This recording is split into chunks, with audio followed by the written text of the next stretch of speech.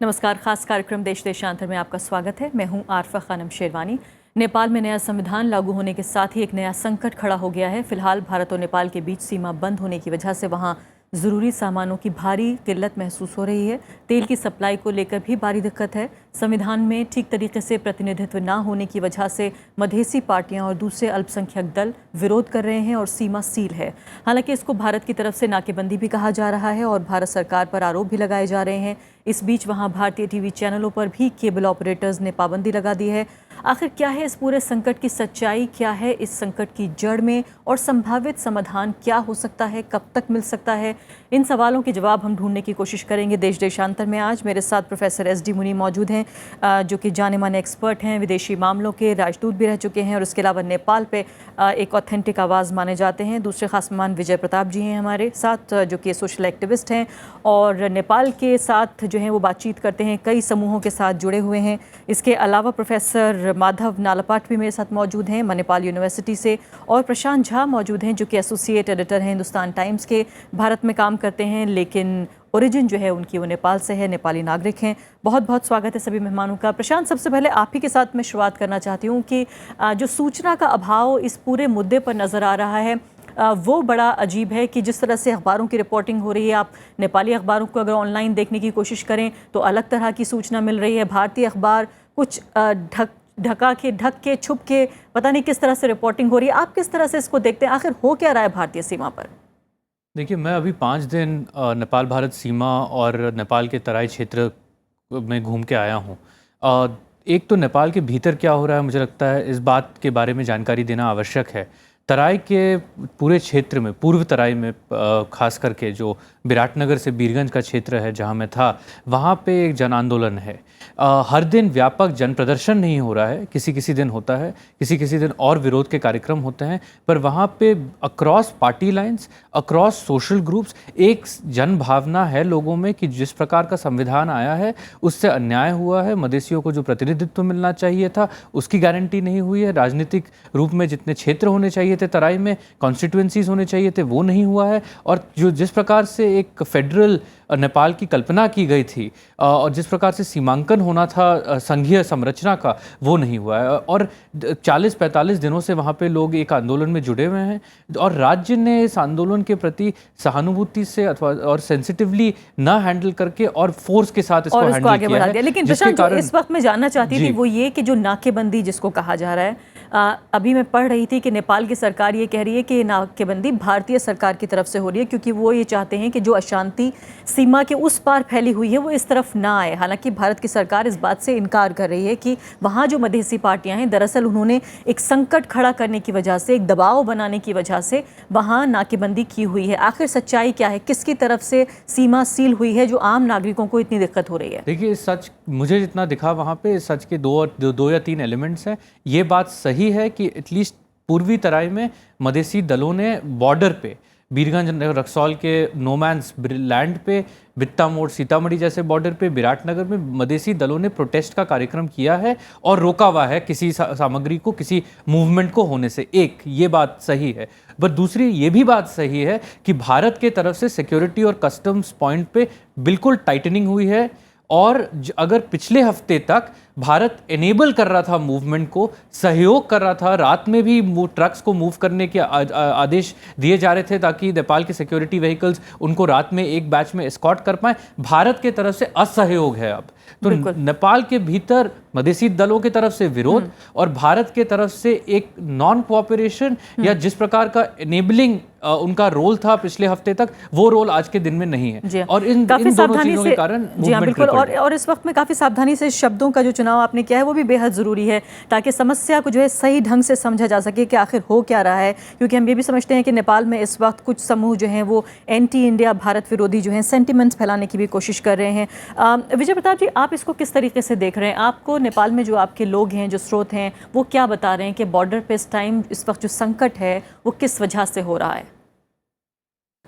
जिस तरह के भावनात्मक बयान आते रहे, जिन लोगों ने संविधान बनाया उन्होंने जिस तरह के बयानात दिए, उससे बहुत ज़्यादा भावनात्मक आवेश है तराई में, और उसी का नतीजा है कि बॉर्डर बंद है। कहीं लोगों द्वारा किया हुआ है, कहीं जो उनके प्रति सहानुभूति रखते हैं उन द्वारा किया हुआ है। ये एक मानी हुई बात है। तो प्रशांत, जिसको असहयोग कह रहे हैं कि भारतीय सरकार की तरफ से, जो पहले ये था कि चलिए रात के वक्त में ही निकल जाए, प्रोटेस्ट भी होता रहे अपनी जगह और काम भी अपना चलता रहे, अब लगता है कि वो बिल्कुल स्टैंड स्टिल पर सिचुएशन आ गई है। भारतीय सत्ता प्रतिष्ठान क्यों कोई जोखिम लेना चाहेगा? जिस तरह का वहाँ माहौल हो रहा है और नेतृत्व भारत विरोधी भावनाओं को कम करने का कुछ नहीं कर रहा। अभी सुनने में आया है कि बिहार से जो सब्जियां जाती थी वो भी बंद कर दी गई हैं। जीएमआर का जो है ऑफिस कैलाली में जो पावर प्लांट के लिए था 900 मेगावाट का, वो ऑफिस बंद करवा दिया गया है। चैनल्स आपने देखा ही बंद किए जा रहे हैं। हिंदी फिल्मों के बायकाट की बात चल रही है। सोशल मीडिया पे भारत विरोधी भावनाएं बहुत ज़्यादा हैं। वहाँ के खुद कमेंटेटर कल के अखबार रिपब्लिका में इस तरह के लेख छप रहे हैं और तमाम अखबारों में छप रहे हैं जिसमें भारत विरोधी भावनाओं को बहुत भड़काया जा रहा है। प्रतीक प्रधान जो प्रधानमंत्री के प्रेस एडवाइज़र थे, उनके लेख की भाषा आप देखें तो इस सब को लेके भावनात्मक आवेश बहुत ज़्यादा है और एक दुश्मन तैयार किया जा रहा है जो उनके दुश्मन मतलब कि सारी समस्याओं की जड़ जो है वो एक भारत खाई है। बन रही है। दुश्मन जरा ज़्यादा तीखा शब्द है। तो भारत और नेपाल के लोगों के बीच में जो रिश्ता था उसके बारे में भी सावधानी वहाँ का नेतृत्व नहीं बरत रहा है। और मधेश में भावनाएं हैं, ये इस बात से भी जाहिर होता है कि जो उनकी मदद के लिए गए बाबूराम भट्टराई, उनके लिए उन्होंने अपनी पार्टी छोड़ी जो उनकी पहचान का मुख्य राजनीतिक केंद्र में थी। फाउंडर भी रहे। हाँ, फाउंडर रहे, उसके चेहरा रहे। उन्होंने पार्टी छोड़ी, वहाँ गए, लेकिन उन पे भी लिटमस टेस्ट लागू किया गया कि वो संविधान जलाने में शामिल हों, तभी उनको वो अपने साथ मानेंगे। तो ये जो तराई को दोहरी नीति की, जब तक है संविधान उसका सम्मान करते हुए उसको बदलने के लिए अहिंसक संघर्ष ये और व्यापक संघर्ष, सिर्फ तराई के प्रति जो अन्याय है उसको तराई खुद से नहीं लड़ सकती। वो पूरे नेपाल के जो न्यायप्रिय नागरिक हैं, सिर्फ जनजाति नहीं जिनके प्रति अन्याय हुआ है, जनजाति और तराई के अगर गठबंधन भर से इस अन्याय के खिलाफ लड़ाई होगी तो एक तरह का ध्रुवीकरण होगा जो अच्छा नहीं है नेपाल के लिए। प्रोफेसर एस डी मुनि, पहले आप तो बताइए कि फिलहाल जो सिचुएशन है जिसमें कि आम नागरिकों को सब्जी की, फलों की, दूध तक की किल्लत हो रही है, अभी बात ये हो रही है कि तेल को किसी और देश से जो है इंपोर्ट किया जाए, ये एक बिल्कुल जो एक तरह से आपातकाल जैसा लग रहा है वहाँ पर। पहली बात तो इसके पीछे आपको क्या वजह नज़र आती है, आप इसको कैसे एनालाइज करते हैं? देखिए, सारी स्थिति है दोनों तरफ है आग बराबर लगी हुई। जो काठमांडू के नेता लोग हैं उन्होंने बहुत गैर नासमझी और गैर समझी से काम किया है। उनको ये सोचना चाहिए था कि जो वादे जन आंदोलन के वक़्त किए गए हैं जनजाति को और मधेश के लोगों को, उनको पूरा करना चाहिए था। ये नेतृत्व वो है जिस नेतृत्व का जन आंदोलन से कोई मानसिक लगाव था ही नहीं, कोई आइडियोलॉजिकल लगाव था ही नहीं। वो गिरजा बाबू थे, उन्होंने किया और माओवादियों के साथ मिलके किया, वो चले गए। माओवादी भी बदल गए राजनीतिक सत्ता को देखते हुए, क्योंकि सत्ता के समीकरण उन्होंने पैदा किए। दूसरी तरफ मैं समझता हूँ भारत की नीति में भी काफ़ी सोच की कमी है और इतना इस ढंग से हमको रिएक्ट नहीं करना चाहिए था। हमें पता था कि काठमांडू के नेता किस ढंग का संविधान बनाने वाले हैं और अगर हम चाहते कि ये संविधान ऐसा नहीं बने तो शुरू से ही हमें उनके साथ घनिष्ठ एंगेजमेंट करके आगे बढ़ना चाहिए था। ये सही है कि प्रधानमंत्री ने उनको बहुत बार कहा कि आप एक बड़ा खाका लेकर संविधान बनाने की कोशिश करें। उन्होंने एक गुलदस्ते की उपमा भी दी काठमांडू में जाकर कि अलग अलग फूल भी होने चाहिए, अलग अलग खुशबू भी होनी चाहिए। बल्कि 17 सालों बाद प्रधानमंत्री जाने वाले पहले प्रधानमंत्री थे और 3 महीने के अंदर वो 2 बार गए। नहीं, यही नहीं, मैं कहूँगा कि मोदी सरकार को इस बात की तारीफ करनी चाहिए कि उन्होंने जो भारत नेपाल के संबंधों में ढिलाई आई थी उसको तेज़ करने की कोशिश की, बहुत सारे प्रोजेक्ट्स जो अटके पड़े थे उनको शुरू करने लेकिन की इसको कोशिश कहीं की। दखल की तरह तो नहीं देखा गया, क्योंकि जिस तरह से कहा ही जा रहा है कि विदेश सचिव जो हैं वो 2 दिन पहले जब अनाउंसमेंट होना था कॉन्स्टिट्यूशन का, नए कॉन्स्टिट्यूशन का, वहाँ मौजूद थे भारत के विदेश सचिव। इसको भी मिसरीड किया गया है या आपको लगता है कि ये सही नहीं, कदम था? देखिए आपने 2-3 बातें मिला दी है। जो आप ठीक कह रही हैं कि उसको गलत तरीके से देखा गया। मोदी जी की जो अर्थक्वेक में मदद थी उस पे लोगों ने सवाल उठाए वहाँ पर। देखिए नेपाल में एक तबका है जो भारत को पसंद नहीं करता है, और वो तबका हर सूरत में अपनी राजनीति आगे बढ़ाने की कोशिश करेगा। लेकिन जयशंकर को जब संविधान सभा में पारित हो गया, उसके बाद जाके कैसे बदलेंगे आप?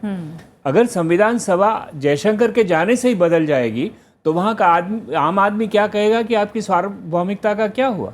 क्या एक फॉरेन सेक्रेटरी के आने से अपना कॉन्स्टिट्यूशन बदल देंगे? इसलिए मैं समझता हूँ वो करना ही नहीं चाहिए था। ज़्यादा क्वाइटली, ज़्यादा बिना दिखावा किए हम लोगों को जितना प्रभाव वहाँ लगाकर, यानी खबरों में नहीं आना चाहिए था विदेश सचिव अगर वहाँ गए भी थे। नहीं जाते तो नहीं आता। जब विदेश सचिव जाएंगे तो खबर में आएगा ना। प्रोफेसर नालपट, आप इसको किस तरह से देखते हैं? पहली बात तो ये कि जो मौजूदा संकट है उसको सुलझाने की दिशा में क्या किया जाना चाहिए, क्योंकि ये नेपाली सरकार का स्टेटमेंट है जो मैंने पढ़ा है, जिसमें भारत सरकार के ऊपर ये कहा जा रहा है कि ये नाकेबंदी है और फिलहाल 2 दशक पहले जिस तरह का एक संकट देखा गया था उसकी वापसी सी लगती है। क्या आपको लगता है कि भारत की तरफ से एक आधिकारिक बयान जारी होना चाहिए अगर भारत का इसमें कोई हाथ नहीं है? जी, भारत सरकार क्या करते हैं ये तो एक अलग बात है। बात तो ये है कि बहुत बड़ा जन आंदोलन है, और इस जन आंदोलन में यदि भारत का सरकार बड़ा कॉन्वॉय और सिक्योरिटी और ऐसे कुछ करेंगे तो ये तो बिल्कुल सर्टन है कि फायरिंग होगा और बहुत सारे कैजुअलिटीज़ होगा। और दूसरी बात यह है कि ये जो लोग जो आंदोलन करते हैं वो प्रो इंडिया है, और ये भी सच है कि नेपाल में कई इंटेलेक्चुअल्स हैं जो बहुत प्रो चाइना और एंटी इंडिया है। और सच में ये जो प्रो चाइना और एंटी इंडिया इंटेलेक्चुअल्स है, ये जो कॉन्स्टिट्यूशन जो बना दिया तो बिल्कुल एक अनफेयर कॉन्स्टिट्यूशन था। और ये अभी इसलिए भारत सरकार को कुछ कर नहीं सकते क्योंकि जनता इतना नाराज़ हो गया। तराई की जनता, बहुत सारे नेपाली सोसाइटी के करीब 50% ऑफ पॉपुलेशन बहुत नाराज़ हो गया। इसलिए भारत सरकार को कुछ खास कर नहीं सकता। बट और प्राइम मिनिस्टर मोदी ने बिल्कुल सही कह दिया कि ये कॉन्स्टिट्यूशन जो है वो सब लोग को इकट्ठा बनाना है। अभी आप देख लीजिए भारतीय constitution, minority, majority, east west, ये सब इकट्ठा बना दिया है। तो ये जो कॉन्स्टिट्यूशन है नेपाल का, ये 2 रीजन को बिल्कुल डिवाइड किया है। मुझे पता जी। हाँ, कल नेपाल भारत संघ की मीटिंग हुई थी काठमांडू में। उसमें दीप कुमार उपाध्याय जो भारत में राजदूत हैं नेपाल के, उन्होंने बहुत विस्तार से भाषण दिया और ये कहा कि किसी भी ओर से भावनात्मक बयानात नहीं होने चाहिए। उसी प्रकार भारत के राजदूत ने भी विस्तार से भाषण दिया और कहा कि भारत और नेपाल के रिश्ते इस संकट के समय में भी ठीक रहेंगे और संविधान आप जो बना रहे हैं बनाइए, लेकिन उसके कारण हमारे जो गहरे रिश्ते हैं, ऐतिहासिक रिश्ते हैं, उनमें कोई कमी नहीं आएगी और हमारी ओर से कोई नाकेबंदी नहीं है। ये बात हमारी ओर से लगातार कही जा रही है। पर यह भी बात सच है कि काठमांडू में लोग इसका पूरा यकीन नहीं कर रहे हैं। तो विश्वास का भी संकट है और संवाद का भी संकट है। यानी इसको इस तरह से बताने की कोशिश की जा रही है कि जो प्रदर्शनकारी हैं उनके साथ भारत सरकार मिलकर एक दबाव बनाने की कोशिश कर रही है जिससे एक ऐसा संकट पैदा हो कि फौरन कदम उठाया जाए। भारत विरोधी लोग तो ये बात कह ही रहे हैं। अब इसमें सत्य का अंश कितना है ये कहना मुश्किल है। देखिए, ये स्थिति इतनी आर्टिफिशियल भी नहीं है, इतनी भावनात्मक नहीं है। लोग क्यों शोर मचा रहे हैं? आप देखिए काठमांडू की हालत, जो क्यू लगे हुए हैं पेट्रोल पंप्स के सामने, खाने की सामग्री की कमी हो रही है। उसकी वजह है कि यहाँ से ट्रक्स नहीं जा रहे हैं। ये भी सही है जैसा प्रशांत ने कहा कि 3, 4, 5, 6 जगह पर काफ़ी आंदोलन है और तराई के लोग इसको आवभगत को रोके हुए हैं। लेकिन बहुत सारे ऐसी जगह हैं जहाँ से ये संभव होना चाहिए कि सामान वहाँ चला जाए। तो भारत की तरफ से भी, जैसा प्रशांत ने कहा, कि कुछ ऐसा असहयोग का वातावरण है कि हम इस बात को आगे नहीं बढ़ाएंगे, तो उसका असर वहाँ के आम आदमी पे होता है। और सरकार गलत कर रही है नहीं कर रही है वो एक मुद्दा है, जब आम आदमी को परेशानी होगी तो वो शोर मचाएगा और वो सीधा उसका जो भावना है वो भारत के विरोधी लोग हैं उनके पाले में वो चला जाएगा और साफ कहेगा कि हाँ मैं भुगत रहा हूँ और मुझे लगता है कि मेरे भुगतने का कारण नई दिल्ली में है, तो वो नई दिल्ली को के लिए शोर मचाएगा। तो ये हमें हमारी कूटनीतिक और विदेश नीति चलाने वालों को ये सोचना चाहिए था कि जब आम आदमी वहाँ का परेशान होगा तो गालियां हमारे खिलाफ गहरी हो जाएंगी। प्रशांत जी, ये बताइए कि 2 बार यहाँ चीन का जिक्र हुआ है फिलहाल, कि क्या ये मान लिया जाए कि नेपाल को एक तरह से भारत और चीन का जो है बैटल ग्राउंड वहाँ पर बन रहा है? एक तरफ भारत विरोधी सेंटिमेंट्स भी हैं, हम जानते हैं कि बहुत बड़ी तादाद में ऐसे लोग हैं जो भारत को सपोर्ट करते हैं, और भारत और नेपाल का जो रिश्ता है शायद ही 2 देशों में कभी पूरी दुनिया में इस तरह का रिश्ता हो। क्या आपको लगता है कि चीन भी इसमें एक बड़ा प्लेयर है फिलहाल जो मौजूदा स्थिति है उसमें? देखिए, चीन का एंगेजमेंट नेपाल में बढ़ रहा है जैसे चीन का एंगेजमेंट विश्व भर में बढ़ रहा है। तो मैं उसको, और हमें ये हमेशा याद रखना चाहिए, चीन और नेपाल नेबर्स हैं, पड़ोसी हैं। नेपाल एक लंबा बॉर्डर चीन के साथ भी शेयर करता है। तो ये अस्वाभाविक होगा अगर चीन और नेपाल के बीच एक संबंध नहीं हो। ये बड़ा स्वाभाविक है कि उनके बीच एक संबंध है। अब इस अभी के स्थिति में मुझे ये नहीं, अभी के स्थिति में देखिए ये स्पष्ट चीन का हम ये नीति देखते हैं कि वो जो सरकार है और जो पॉलिटिकल आउटकम है उससे ज़्यादा डील करता है। पॉलिटिकल प्रोसेस को बहुत गहरे रूप में चीन ने इन्फ्लुएंस करने की बहुत कोशिश नेपाल में पिछले 10 साल में नहीं की है। उन्होंने पॉलिटिकल अपना एंगेजमेंट बढ़ाया है, हर दल के साथ उनके लिंक्स बढ़े हैं, उनका संघीयता के प्रति भी एक दृष्टिकोण था, वो संघीयता फेडरलिज्म के प्रति बहुत सकारात्मक नहीं थे। पर इस ढंग से अभी तक हम लोगों ने ये नहीं देखा कि चीन डायरेक्ट इंटरवेंशन करके पार्टियों को माइक्रो मैनेज करके एक आउटकम इंजीनियर करता है। ये अभी तक का स्थिति नहीं था। पर कुछ लोग हैं जो ये समझते हैं कि अभी का जो एक संविधान आया है उसके पीछे केपी ओली जी जो हिमालय यूएमएल के पार्टी चेयरमैन हैं और प्रचंड जी जो माओवादी पार्टी चेयरमैन हैं, इनका एक गठबंधन बना था। और कुछ लोग स्पेक्युलेट करते हैं कि इस गठबंधन के पीछे क्या है, क्या कोई बाहरी शक्ति भी है कि नहीं। पर मैं ये स्पष्ट करना चाहूँगा कि इसका कोई एविडेंस नहीं है। और अभी तक का आप चाइना का नेपाल में इंगेजमेंट देखें तब ये कोई एविडेंस हमारे पास नहीं है कि वो पॉलिटिकल प्रोसेस को मैनेज करने की कोशिश करती है। आज के दिन में जो नेपाल और भारत के बीच में संबंध में एक चिल आया है तो एक वल्नरेबिलिटी है जिसको चीन के का एस्टैब्लिशमेंट एक्सप्लॉइट करने की कोशिश करेगा। कुछ नेपाल में के लोग हैं, सरकार के भी तत्व हैं जो चीन कार्ड खेलेंगे, पर ये चीन कार्ड बहुत दूर जा नहीं सकता क्योंकि ज्योग्राफी ऐसा है कि सस्टेनेबल नहीं है कि चीन से आप सप्लाईज लाएं। ये अर्थक्वेक के बाद वहाँ के 2 नॉर्दर्न बॉर्डर क्रॉसिंग्स भी बंद हैं, तो या वहाँ से सप्लाईज आएगा नहीं। और मुझे लगता नहीं है कि भारत, जब इतना कड़ा स्टैंड भारत ने लिया है तो नेपाल के कॉन्टेक्स्ट में चीन भारत को एंटेगनाइज उस हद तक करेगा। तो because of geography, because of China strategic vision, मुझे नहीं लगता है कि ये आप उसको बैटल ग्राउंड प्रोफेसर नरपत आपसे सहमत नहीं है, क्या कह रहे हैं? नहीं, मैं सिर्फ ये कहता हूँ कि ये सही बात है कि पब्लिकली कुछ खास नहीं हुआ है।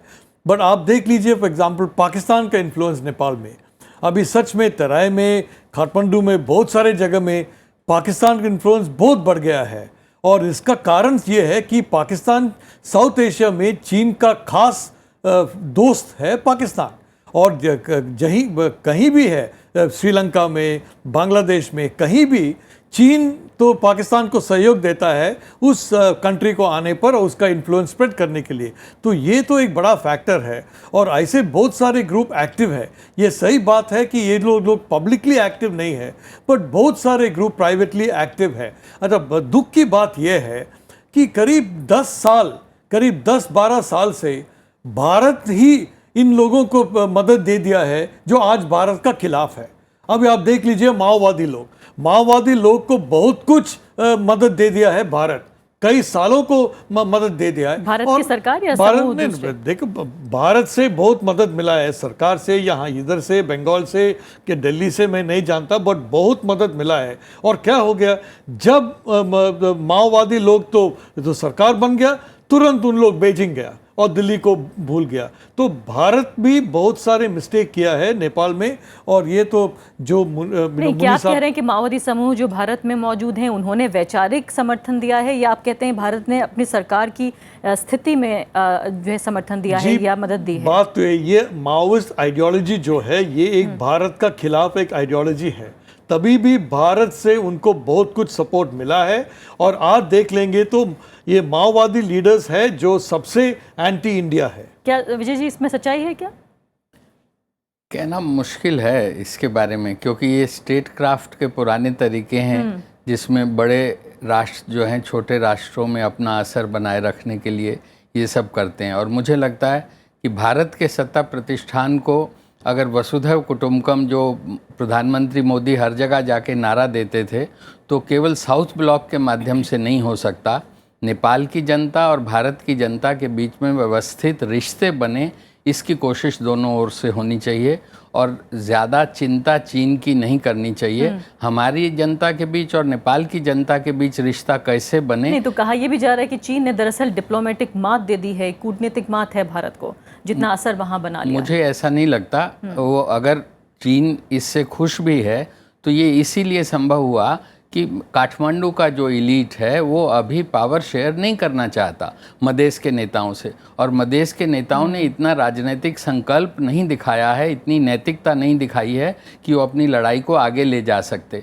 तो इसलिए उसका दोष चीन पर मरना वो ठीक नहीं है। नेपाल की जो अभी की राजनीतिक हालत है उसी के कारण ये सब घटनाक्रम ऐसे। प्रोफेसर मुनि, आपने एक ज़माने से नेपाल की राजनीति को देखा है और भारत नेपाल रिश्तों को भी देखा है। क्या आपको लगता है कि इस संकट में दरअसल एक अवसर भी है, एक अपॉर्चुनिटी भी है कि भारत जो है वो एक नए तरीके से ये देखे कि आखिर 21वीं सदी में भारत और नेपाल के क्या रिश्ते होने चाहिए? जिस संधि को लेकर बार बार बात होती है, जो संधि दरअसल ये ख़ास रिश्ते को बनाती है, कहीं ना कहीं इस रिश्ते को बिगाड़ती भी है कई मायनों में। क्या आपको लगता है ये सही वक्त है कि दोबारा नए सिरे से देखा जाना चाहिए? आपके सवाल का जवाब देता हूँ, उससे पहले आप कहें तो चीन वाली बात पे एक दो बहुत छोटी बात बता देता हूँ। पहली बात तो जो प्रशांत ने कहा कि चीन ने कभी दखल नहीं दिया अंदर के मामलों में, वो काफ़ी हद तक सही है। लेकिन पिछले 3-4 वर्षों से जब से जनतंत्र का उदय हुआ है और उभरा है नेपाल में, चीन को कुछ सुख-बुकाहट है,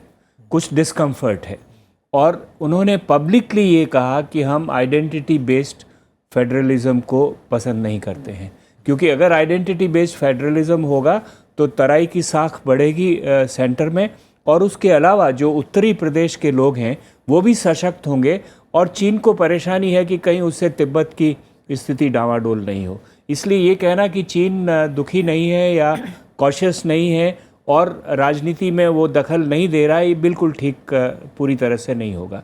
दूसरा ये भी सही है कि चीन की सीमाएं हैं नेपाल में, चीन समझता है, नेपाल भी समझता है, और इसीलिए चीन का नाम उभर कर नेपाल में तभी आएगा जब हमारे साथ उनके रिश्ते खराब होंगे। तो वो यूज़ करते हैं चीन के कार्ड को, जितना है उससे ज़्यादा बोलने की कोशिश करते हैं, क्योंकि भारत को कहना चाहते हैं कि हमारे पास विकल्प है लेकिन विकल्प है नहीं वास्तव में। तो ये दूसरी बात है। अब जो अवसर की आपने बात कही है उसमें देखिए नेपाल बदल रहा है, और भारत की विदेश नीति और कूटनीति को ये बात समझनी होगी। अभी तक हम वहाँ के पावर ब्रोकर्स के साथ काम करते रहे हैं, कभी राजा से ले लिए, कभी पार्टी के जो चीफ हैं उनसे बातचीत करके काम सुलटा लिया। अब नेपाल जनतंत्र का नेपाल है, आम आदमी का नेपाल है, वहाँ का यंग लोग हैं, और इसीलिए हमको अपनी नीति को, अपनी कूटनीति को जनमानस से जोड़ना पड़ेगा, जो मैं समझता हूँ अभी तक हम नहीं जोड़ पा रहे हैं। इसीलिए ये अभी मैंने बात की ना, जब आम आदमी वहाँ का दुखी होगा तो वो आपको कोई फूल माला तो नहीं पहनाएगा। तो इसीलिए बहुत ज़रूरी है कि भारत की नीति अब जनसंपर्क के आधार पर ज़्यादा बढ़े, और जो पुरानी आदतें हैं कि चेस बोर्ड हम खेलते थे, ये प्यादा हमारा है, ये वजीर तुम्हारा है, उससे काम नहीं चलेगा। नहीं तो विजय प्रताप जी, जिस तरह का काम आप करते हैं, जिन कोशिशों में आप लगे हुए हैं, पीपल टू पीपल कॉन्टैक्ट का जिक्र करते हैं, क्या प्रोफेसर मुनि इसी तरफ इशारा कर रहे हैं कि जब हम री-इवैल्यूएट करें तो लोगों के बीच संपर्क ज़्यादा बनाएं बजाय नेताओं के बीच, और उसके ज़रिए लोगों पर प्रभाव हो? लोगों का संपर्क भी बने और नीति बनाने वालों को लोगों के संपर्क की बात ध्यान में रखें। ये तो एक बार प्रशांत जी बहुत नाराज़ हो गए थे मेरे से। मैंने इनसे ये गुजारिश की थी कि ये भारतीय आम जनमानस को शिक्षित करने के लिए ज़्यादा लिखा करें। इनके और इनके कई मित्रों के बारे में मेरे को गलत हो सकता है मेरा परसेप्शन, पर चूँकि जानने की इच्छा इतनी रहती है नेपाल के बारे में कि मेरा वो परसेप्शन था जो मैंने इनसे कहा कि ये भारत के सत्ता प्रतिष्ठान को जब नेपालियों को बताना होता है तभी लेख लिखते हैं। उसके अलावा नेपाल के चाहे राजनेता हों चाहे पत्रकार हों, उनकी सामान्य राजनीतिक कार्यकर्ता में रुचि नहीं है। 10 जनपद से जुड़ा होना चाहिए, रेस कोर्स रोड से जुड़ा होना चाहिए, उसका चपरासी भी होगा तो उसका ज़्यादा महत्व है। तो ये दोनों ओर से मसला है। हमारा सत्ता प्रतिष्ठान भी यही सोचता है कि वो सब कर लेंगे, मोदी जी फोन कर देंगे वहाँ राष्ट्रपति और प्रधानमंत्री को, मसला सुलझ जाएगा। आखिरी 1 मिनट मेरे पास लोकतंत्र में बचा है। ऐसा नहीं हो जी सकता। हाँ, प्रशांत बताइए अब आगे का रास्ता कैसे तय होगा? पहले तो मौजूदा संकट कैसे टलेगा, आगे कैसे बात होगी, बहुत संक्षेप में। विजय जी को मैं बस आश्वासन देना चाहता हूँ कि जिस दिन मैं संपादक बनूंगा तो नेपाल को और स्पेस दूंगा। अभी जितना मेरे कमांड में है उतना मैं लिखता हूँ नेपाल के बारे में। पर जो आप कह रही हैं, जो सवाल है उसमें यह है कि देखिए आगे का एक मिडिल वे सबको खोजना पड़ेगा।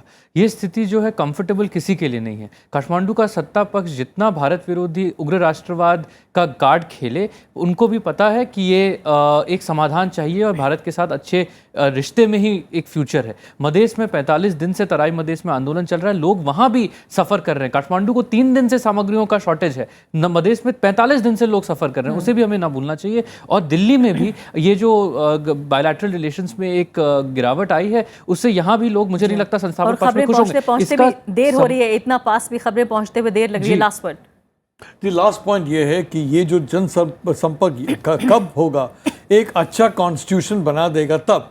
इस कॉन्स्टिट्यूशन जो है ये वन साइडेड कॉन्स्टिट्यूशन है, ये सच में ये एक नेपाल विरोधी कॉन्स्टिट्यूशन है। और ये सही बात है कि दिल्ली में सोल्यूशन नहीं है, काठमांडू में सोल्यूशन है। और वो सोल्यूशन ये है कि एक अच्छा वाला कॉन्स्टिट्यूशन डिज़ाइन करना। बिल्कुल, बहुत बहुत शुक्रिया आपका प्रोफेसर नलपत, एसडी मुनि जी, प्रशांत झा और विजय प्रताप जी। साफ तौर पर फिलहाल जो संकट है उसको तो किसी तरीके से हल करना ही होगा, लेकिन फिलहाल जो लक्ष्य नज़र आ रहे हैं सिर्फ उन्हीं को ही हल करने की कोशिश न की जाए, बल्कि जो जड़ है समस्या की, यानी कि संविधान, जो कि सबका संविधान हो, खासकर इतने खून खराबा, इतना युद्ध और इतने संघर्ष के बाद अगर संविधान मिला है तो उसमें उन सबकी हिस्सेदारी होनी चाहिए। इसी के साथ अभी के लिए इतना ही। नमस्कार।